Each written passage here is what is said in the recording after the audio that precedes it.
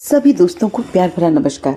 उपन्यासों की इस श्रृंखला में आप सुन रहे हैं मानस का हंस, भाग 31।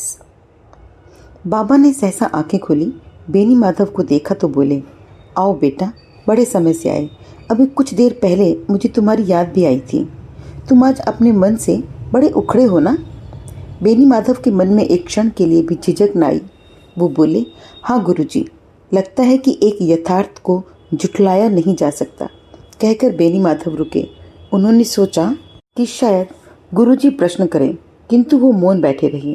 बेनी माधव ने आप ही आप फिर बात को आगे बढ़ाया। कहने लगे, भोजन और काम सुख, ये दो अनुभव ऐसे हैं जिन्हें मनुष्य क्या, प्राणी मात्र बार बार अनुभव करके भी जन्म भर नहीं अगाता। जब ये इतना व्यापक सत्य है तब इसे नकारना क्या उचित है।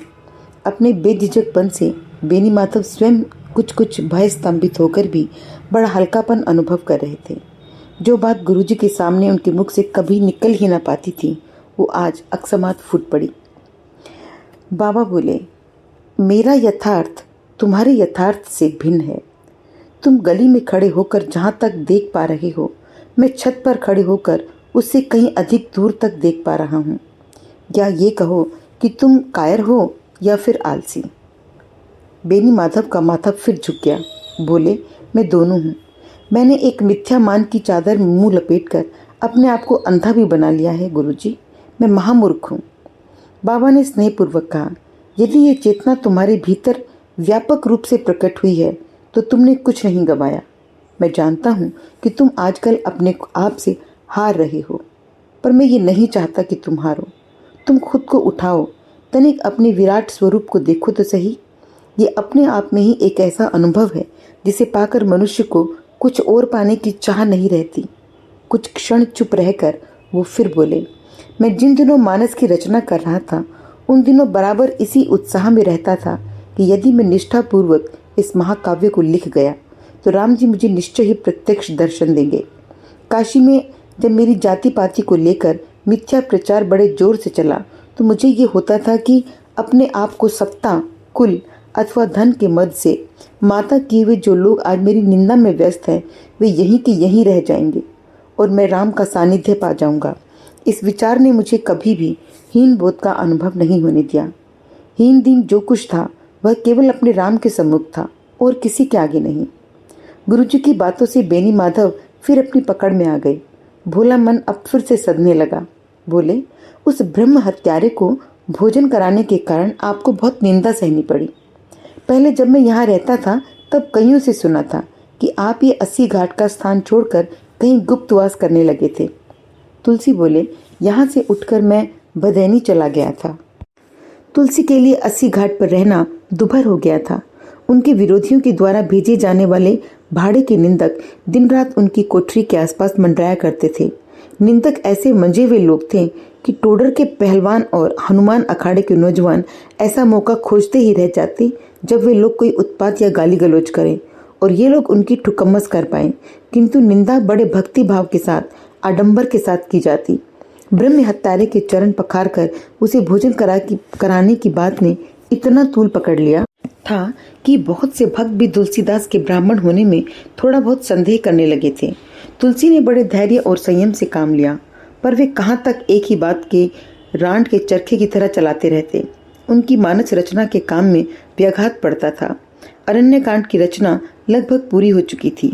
सीताहरण की योजना में रावण कपट युग का जाल फैला चुका था, किंतु यहीं आकर तुलसीदास की लेखनी स्तंभित हो गई थी। न लिखने का अवकाश मिलता है, न सोचने का। एक दिन वो दुखी हो गए। बड़ी शांति बरतते हुए भी मन की खींच आखिर उभर ही पड़ी।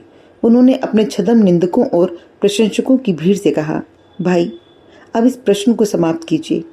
समझ लीजिए कि ना तो मेरी कोई जाति पाति है और ना मैं किसी की जाति पाति से कोई प्रयोजन रखना चाहता हूँ। ना मैं किसी के काम का हूँ और ना कोई मेरे काम का है। मेरा लोक परलोक सब कुछ रघुनाथ जी के हाथ है। उन्हीं के नाम का भारी भरोसा है। बात चल ही रही थी कि एक शहद में लिपटी हुई छुरी सा प्रश्न फिर उनके कलेजे के आर पार हुआ। एक व्यक्ति ने हाथ जोड़कर सविनय कहा, अरे महाराज, आपकी अटल राम भक्ति पर भला कौन संदेह कर सकता है। और मैं समझता हूँ कि यहाँ बैठे हुए किसी भी जन के मन में आपके ब्राह्मण होने में संदेह भी नहीं। ब्राह्मण आप अवश्य हैं, बाकी रहा गुल गोत्र वगैरह सो। निंदा की नई चाल के इस जहर को तुलसी नीलकंठ की तरह पचाने का प्रयत्न करते करते भी बिफर ही पड़े और बोले, अरे आप बड़े नासमझ हैं, इतनी सी बात भी नहीं जानते कि गुलाम का गोत्र भी वही होता है जो उसके साहब का गोत्र होता है। पर अब दया करके मेरी भी एक विनय सुन ले। मैं साधु हूँ, असाधु हूँ, भला आदमी हूँ या बुरा आदमी, आपको इसकी चिंता क्यों सताती है? क्या मैं किसी के द्वार पर जाके पड़ा हूँ और ये प्रश्न पवारे फैलाते ही चले जाते हैं? अरे मैं जैसा हूँ अपने राम का हूँ। उसी दिन संयोग से कैलाशनाथ आ गए, टोडर भी बैठे हुए थे। तुलसी बोले, कैलाशनाथ, अब हम यहाँ से चले जाएंगे। कहाँ? दो ही जगह मन में आ रही है, या तो अयोध्या जाऊं या फिर चित्रकूट। समझ में नहीं आता कहाँ जाऊं। परंतु तुम यहाँ से जाना ही क्यों चाहते हो? क्या नगर के कुत्तों की भौंभों से डर गए हो? डरा तो नहीं, पर दुखी अवश्य हो गया हूँ। ये निंदकों और प्रशंसकों की चकल्लस में मेरा जब तप ध्यान लेखन कार्य सब चौपट हो रहा है। मन को चैन ही नहीं मिलता, तो फिर स्फूर्ति कैसे आए? महात्मा जी, आप कहें तो कपिल धारा पर आपके रहने का प्रबंध करा दूं, टोडर ने कहा। वहां जाने से भी मुझे कोई लाभ न होगा। आसपास के गांव की भीड़ आएगी और इन चकलसियों को भी पहुंचते देर न लगेगी। फिर भी जैसा 80 घाट वैसी ही कपिल धारा। हम कहते हैं कि तुम मेधा भाई के साथ क्यों नहीं रहते? भदैनी में जयराम साहब की बगीची में रहो और निश्चिंत होकर अपना महाकाव्य रचो। वहां तुम्हें कोई सता नहीं सकेगा। कुछ देर विचार करने के बाद तुलसी ने कहा, तुम्हारे इस प्रस्ताव में दम है। मेरा लेखन कार्य वहां शांतिपूर्वक हो सकेगा। तब फिर तुम एक बार भदैनी चले जाओ। कैलाश, मेघा भाई से सही स्थिति बतलाना और कहना कि कल ब्रह्म वेला में मैं भदैनी पहुंच जाऊंगा। कोई ये बात जान न पाए कि तुलसी कहाँ गया। तुलसी के भदैनी आ जाने से मेधा भगत बड़े ही प्रसन्न हुए। ऐसा लगता था कि उनके आगमन की प्रतीक्षा में वे रात भर सो भी नहीं पाए। देखते ही बड़े उन्मत्त उल्लास से भगत जी ने उन्हें आलिंगनबद्ध कर लिया। फिर एकाएक फुट फुट कर रो पड़े। उस रुदन में तुलसी को भगत जी के अंतर्मन की शांति और आनंद का अनुभव अधिक हुआ। उन्हें लगा जैसे लू भरे मैदान में कोसों चलकर वे ऐसी घनी अमराई में आ गए जहां आम के बोरों की गंध से लदी शीतल बयार डोल रही है। आलिंगन में बंधे बंधे ही वो बोले, राम जी ने इस बार कठिन परीक्षा ली मेधा भाई, परंतु उन्हीं की कृपा से उबर भी गया। धीरे धीरे आलिंगन मुक्त होकर अपने आप को संयत करते करते मेधा भाई फिर रो पड़े और बोले, अरे अभी तेरी परीक्षाओं का अंत कहाँ आया है भैया? यही सोच सोच कर तो दुखी हो रहा हूँ। तुलसी हंसे और बोले, आपके इस दुख में भी सुख ही झलक रहा है भाई। सुनकर रोते रोते मेधा हंस पड़े। एक जगह पर अब मुझे दुख सुख में अंतर दिखलाई नहीं पड़ता। वासना, बिंब, ध्वनि और उनका बहिष्कार आयामी है, त्रिआयामी है। जितना गहन उतना ही विस्तृत, उतना ही उच्च। कहाँ भेद करूं? पहले तीनों अलग अलग समझ पड़ते थे, लेकिन अब सब एकाकार है। तुलसी गंभीर हो गए। कुछ क्षणों तक चुप रहकर एक राम एक कवि, एक राम बोला तुलसीदास। परंतु राम तुलसी तक आते आते अनेक रूप रूपाए हो जाते हैं। मेरे जब तब सारे साधन अभी तक आपके समान एकाकार नहीं हो सके, क्या करूं? तुलसी के स्वर में उदासी छा गई। माली सींचे सो घड़ा, ऋतु आए फल होए, कहकर वे भीतर की ओर बढ़ चले। चौखट पर रुककर तुलसी के कंधे पर हाथ रखकर कहा, घास के फूल जल्दी विकसित हो जाते हैं, चंपक देर से खिलता है। इतिहास मेधा को कहाँ देख पाएगा रे? मेरा तुलसी तो राम बनकर घट घट में रमेगा। ना ना, संकोच न करो भैया, अपने यथार्थ को पहचानो। तुम्हारे अहंकार की बहिर चेतना और तुम्हारा अंतर कवि दोनों ही राम में बनने का उत्कट लालसा में सिरे पर तप कर रहे हैं और एक दूसरे सिरे पर तुम्हें अपनाने के हेतु स्वयं राम। तुम्हारे महाकाव्य की रचना के लिए ये अंतर्द्वंद कदाचित आवश्यक भी है। तपे जाओ मेरे भाई, तपे जाओ, यही तो दुख में सुख है। एक राम एक कवि और एक राम बोला। बेनी माधव जी अपने भीतर इस गुरु वाक्य को घूमते रहे। असल में उनके राम और काम में ही द्वंद है। उनका कवि और बेनी माधव दोनों ही चाहते राम को हैं। वही तो महिमा की वस्तु है, लेकिन कामेच्छा राह में रोड़े डाल देती है। क्यों? तृप्ति पाई तो है, फिर अतृप्ति क्यों? गुरुजी को भी ब्रह्मचर्य धारण करने के बाद वर्षों तक काम से संघर्ष करना पड़ा है, तब मैं क्यों डरता हूँ। गुरुजी ने अपने भक्त और कवि के अंतर्द्वंद का भी सुंदर निरूपण उस दिन मेरे सामने किया था। अयोध्या कांड की रचना करते समय वे अपनी काव्य कला निपुणता के प्रति जितने निष्ठावान रहे, उतने राम भक्ति में लय न रहे। उन्होंने अयोध्या में अपनी रचना के चुराए जाने वाले प्रसंग से यूं अंतर्बोध ग्रहण किया था। अपने काशी के अनुभवों में भी उनके लिए नियत से तीखी टकराहटें मिली, फिर भी वे अपने महाकाव्य की रचना में लगन के साथ लगे रहे। वह निष्ठा जो इनके मन को व्यर्थ संघर्षरत न बनाकर रचनात्मक कार्य में जुटाए रखती है, मुझे क्यों नहीं मिलती? कैसे पाऊं मैं?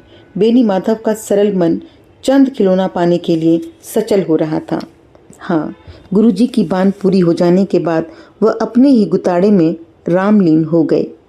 बाबा बोले, अच्छा जाओ, बाहर देख आओ, स्नान आदि का समय है कि नहीं, फिर कल तुम्हें आगे की कथा सुनाऊंगा, तुम अपने प्रश्न का उत्तर पा जाओगे। दूसरे दिन वे फिर कथा सुनाने लगे। मैंने एक को ले लिया और उसके पीछे दीवाना हो गया। धन, वैभव, सत्ता, लोक में लुभाने वाला सब कुछ मेरे राम के पास था, और इतना था कि जितना कि मनुष्य की कल्पना में आने वाले कोटि कोटि ब्रह्मांडों में किसी जीव के पास नहीं था। मैं उसे ठेठ भाषा में कहूँ बेनी माधव कि आदर्श की ऊंचाई के आगे ये बादशाह, सिपा सलार, राजा महाराजा, सेठ साहूकार मिट्टी के खिलौनों के समान लगते थे। मेरे सृजनशील अहम को जो शक्तियां हीनता का बोध करा सकती थी, वो तुच्छ बन गई। ऐसे ही कामादि वृत्ति रूपी असुर भी मेरे सृजनशील अहम को तुच्छ नहीं बना सकता था। मेरे कवि का साहब परम न्यायी और करुणा निधान है, फिर मैं भला लोक की रावणी व्यवस्था से क्यों घबराता? मुझे परस्पर विरोधों के बीच से चलकर अपना राम मार्ग प्रशस्त बनाना था। इसके बिना मैं अपनी सृजनशीलता को जिस धरातल पर ढालना चाहता था, वो ढल ही ना पाती थी। मेरा कवि अपने साहब के प्रति निष्ठावान था, और मेरा साहब घट घट में रमा हुआ है।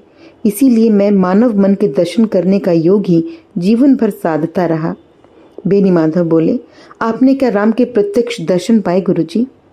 बाबा हंसे और बोले, जानते हो, रामचरितमानस लिखते समय मुझे बराबर यही विश्वास होता था कि जिस महाकाव्य को स्वप्न में जगदम्बा जानकी, कपीश्वर और कविश्वर की आज्ञा पाकर रच रहा हूँ, उसका पूरे होते होते राम जी मुझे अवश्य प्रत्यक्ष दर्शन देंगे।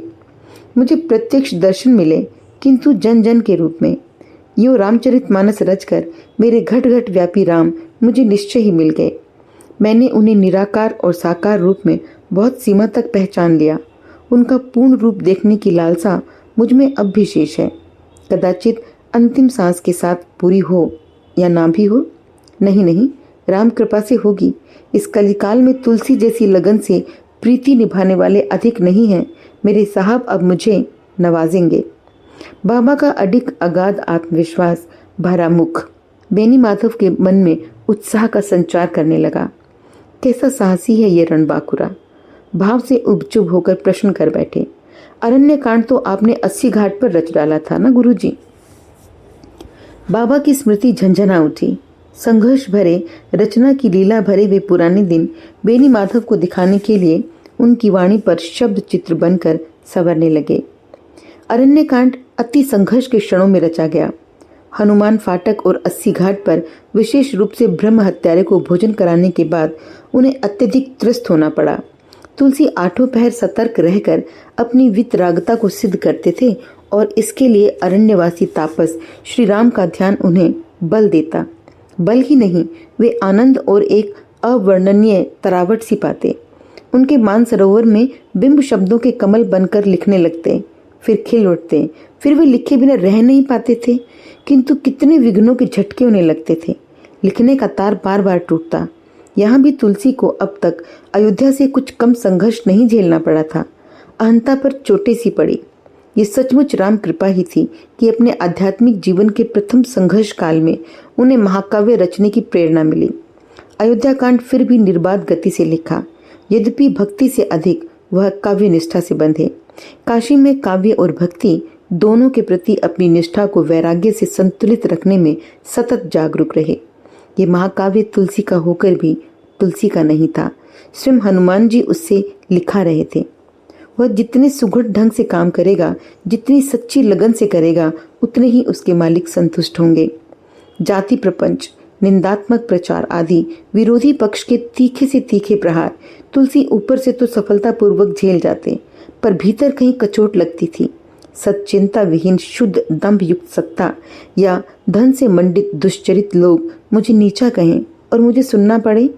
पीतल सोने को मुंह चिढ़ाए और सोना चुप रह जाए। ये विडंबना न्याय मुक्त मानकर कैसे सही जाए, पर सहनी पड़ेगी। राम बोला, राम तेरी परीक्षा ले रहे हैं, इधर से वितराग बन। महाकाव्य पूरा करते ही राम तुझे प्रत्यक्ष दर्शन देंगे। अपने को अभागा न समझ। ऊपरी मान अपमान के चोचले छोड़, राम कथा रस में डूब, गहरे से डूब और गहरे से डूब। भदैनी में घायल गिद्धराज जटायु से राम की भेंट होने का प्रसंग उठाया। गिद्धराज के बहाने राम वंदना की ओर फिर बह चले। किष्किंधा कांड में राम कथा में हनुमान के प्रवेश करते ही तुलसी का कार्यभार मानो मन से हल्का हो गया। काव्य रचना में उनकी तन्मयता और गति स्फूर्तिवत हो उठी। सुंदरकांड एक रास होकर लिखा। हनुमान जी इस कांड के नायक थे। कांड रचते समय जब स्वयं राम, सीता अथवा राम के भाइयों के प्रसंग आ जाते हैं, तब तो उन्हें समुद्री तैराक की तरह अधिक सचेत रहना पड़ता है, परंतु हनुमान तो निरे बचपन से उनके लिए गंगा के समान है। वो उनके बड़े भाई हैं, सखा हैं, आड़े समय के सहारे हैं।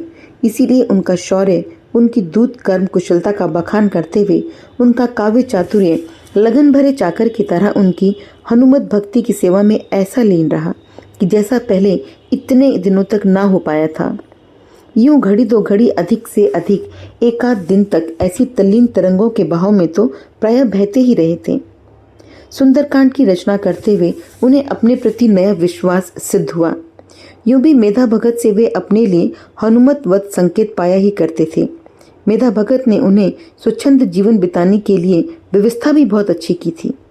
केवल सायकाल को छोड़कर कोई उनसे न मिलता था।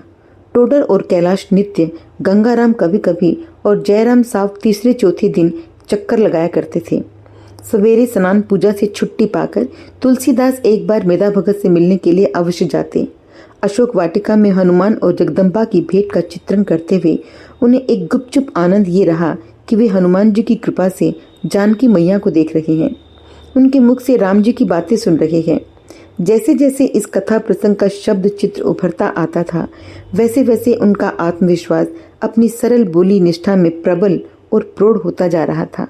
भक्ति के क्षेत्र में उन्होंने पहली बार अपने आप को व्यस्क अनुभव किया। पहली बार रत्नावली के प्रति अपनी अनन्य चाह वो राम जी के बहाने सीता जी को अर्पित करके अपने भीतर को अतिरंजित झिझक तोड़कर मन के नातों में सहज हुए थे। अध्याय 43। बेनी माधव ने पूछा, किसी जीवन चरित्र को लिखते समय पात्र या पात्री की कल्पना आप कैसे करते हो गुरुजी? मैं पहले अपना उदाहरण दूं।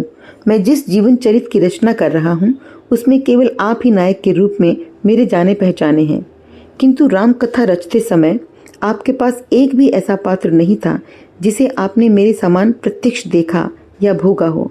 फिर उसके भाव चित्रों को क्या बचपने का प्रश्न करते हो बेनी माधव? मैंने अपने राम को तुम्हारे तुलसीदास से कहीं अधिक प्रत्यक्ष देखा है।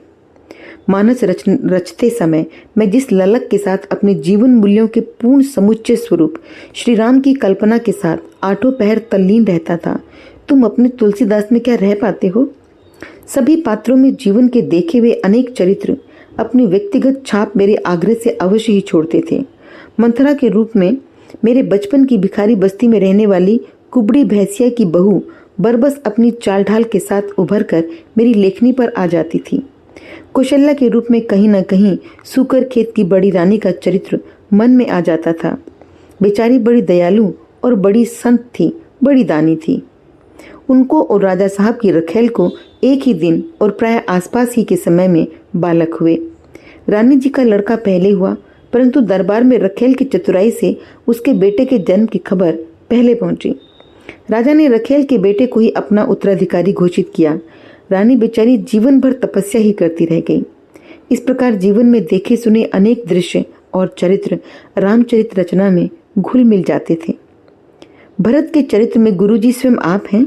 बाबा हंस पड़े और कहने लगे, अरे भैया, जहाँ राम पद वंदन का छोटा सा भी अवसर मिलता था, मैं वहीं अपने आप को रमा देता था। भरत में, लक्ष्मण में, हनुमान में, अधि जटायु, शिव, शबरी, प्रत्येक पात्र पात्री के रामलीन क्षणों में तुलसी अवश्य है। श्री राम के अयोध्या त्याग के चित्रों की पृष्ठभूमि में मेरे अपने गृह त्याग की पीड़ा भी कहीं पर समाई है। सीता के विरह में, राम की मनोदशा के चित्रण में कहीं ना कहीं तो मैं अपनी रत्नावली के साथ समा ही गया हूँ। छोड़ो इसे।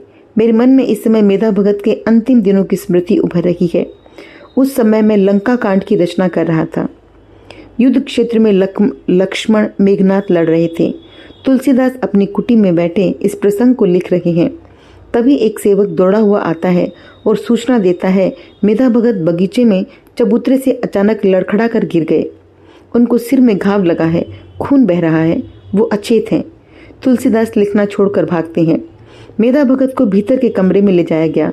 तुलसी पहुंचते ही उनका सिर अपनी गोद में लेकर घाव की धोवाधाई करने का काम नौकर के बजाय स्वयं करने लगते हैं।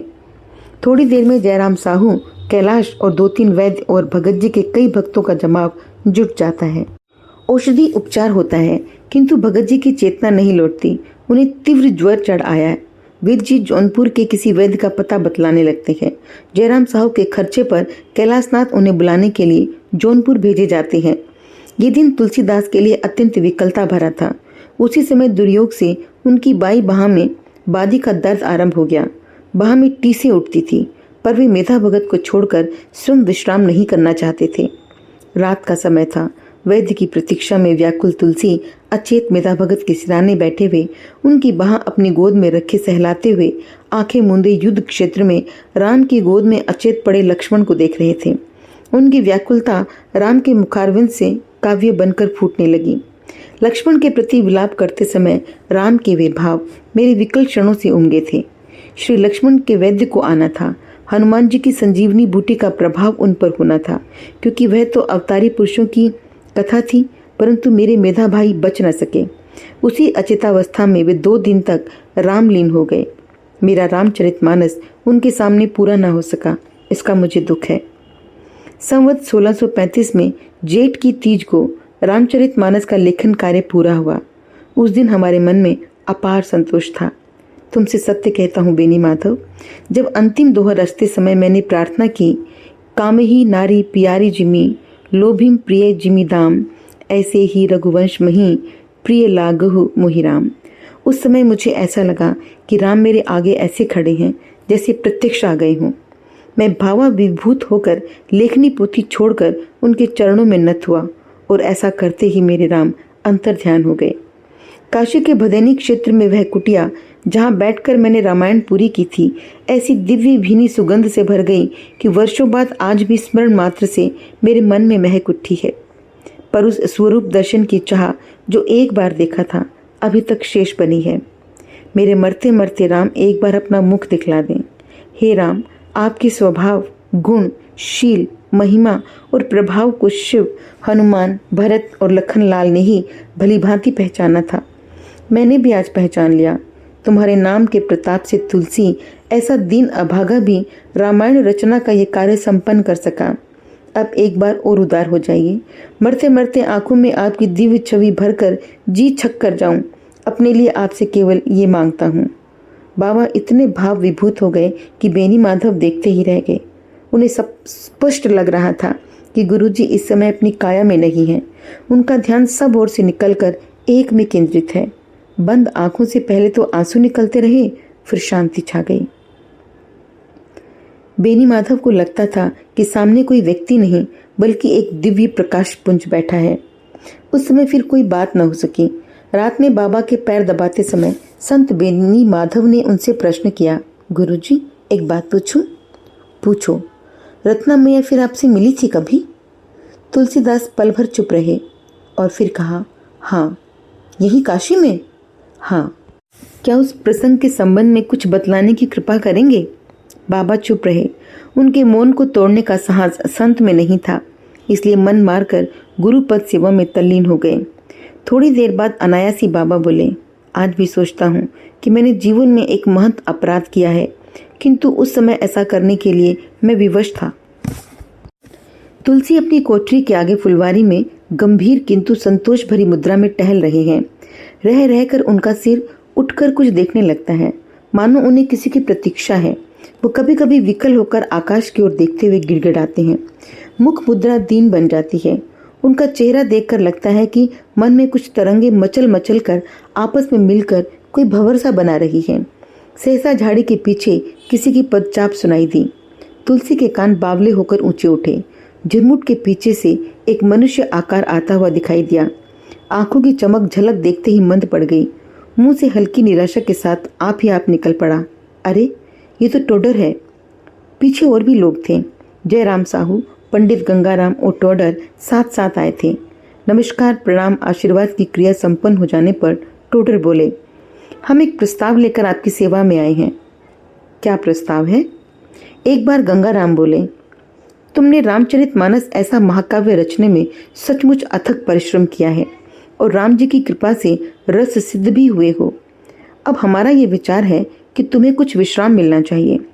तुलसी हंसे और कहा, इन बीते 4 वर्षों में मानस रचना के क्षण ही मेरे खरे विश्राम के क्षण रहे।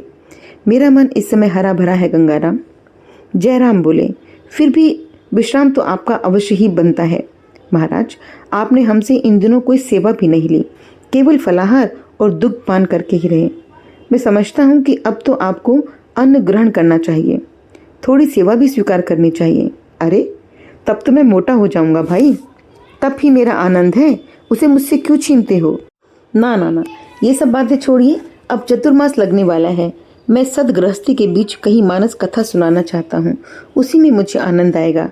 टोडर बोले, मैं जो प्रस्ताव लेकर आया हूँ उसके पीछे रामायण कथा वाली बात मूल रूप से मेरे मन में है। महात्मा जी, तुम्हारा प्रस्ताव क्या है?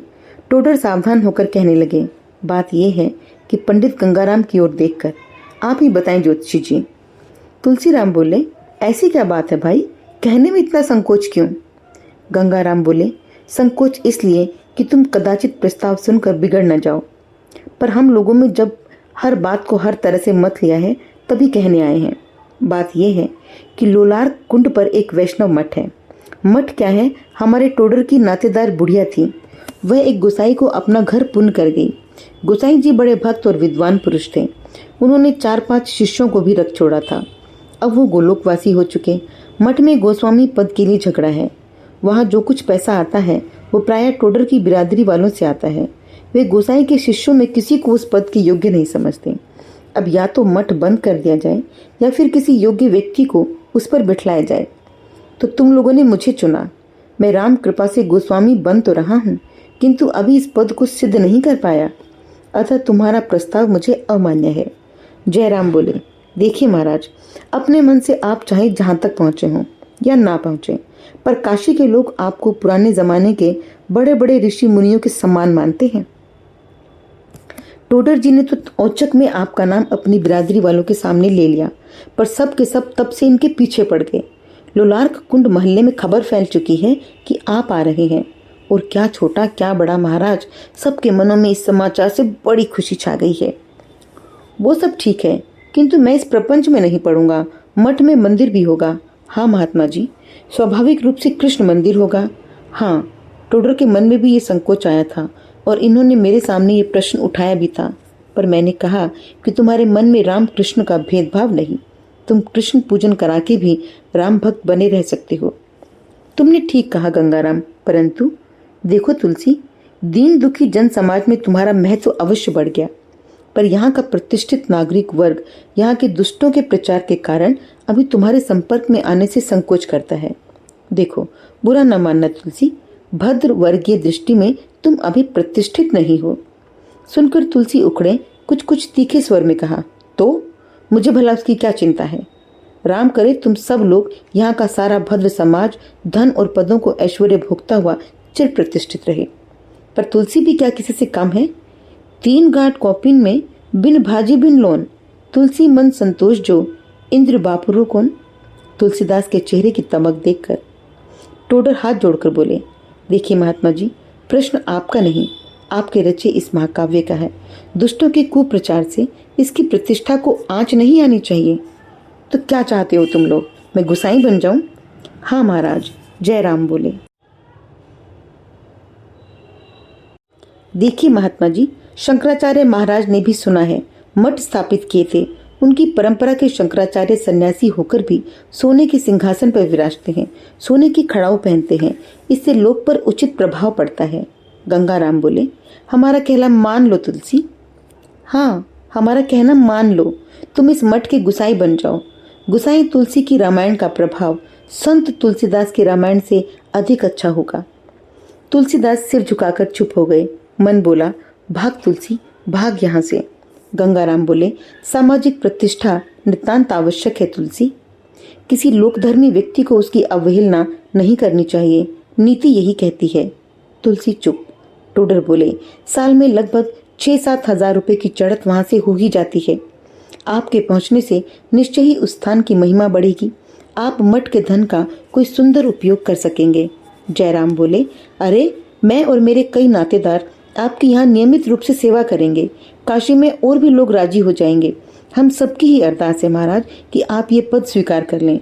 कुछ रुक कर जयराम ने फिर कहा, इससे पाखंडियों के विरुद्ध मोर्चा लेने में हम सभी को बड़ी मदद भी मिलेगी। काशी से अब यह पापलीला तो समाप्त होनी ही चाहिए महाराज। गंभीर स्वर में तुलसीदास बोले, भाई मैं अब भी अपने मन में स्पष्ट नहीं हो पा रहा हूँ कि मुझे ये पद स्वीकार करना चाहिए या नहीं। एक मन कहता है हाँ, दूसरा कहता है ना। ऊपर से आग्रह ऐसे लोग कर रहे हैं जो मेरे श्रेष्ठतम शुभ चिंतक हैं। राम करे सो होए, मैं तुम्हारा प्रस्ताव स्वीकार करता हूँ। इसका भला बुरा परिणाम जो कुछ भी होगा आगे आ ही जाएगा। तीनों सज्जनों के चेहरे आनंद से खिल उठे और चतुर्मास आरंभ होने से पहले ही एक शुभ तिथि पर महाकवि भक्त शिरोमणि तुलसी भगत गोस्वामी तुलसीदास हो गए। दाढ़ी मूछे और फिर सिर के लहराते केश मुंड गए। इस अंक में इतना ही। उम्मीद करती हूँ कि आपको मानस का ये अंक पसंद आया होगा और इसने आपके जीवन की आध्यात्मिक पिपासा को बढ़ाया भी होगा और शांत भी किया होगा। तो आप अपने विचार, अपने अनुभव मेरे साथ अवश्य साझा करें और अगले ऑडियो के आने तक जय श्री राम, जय श्री राम।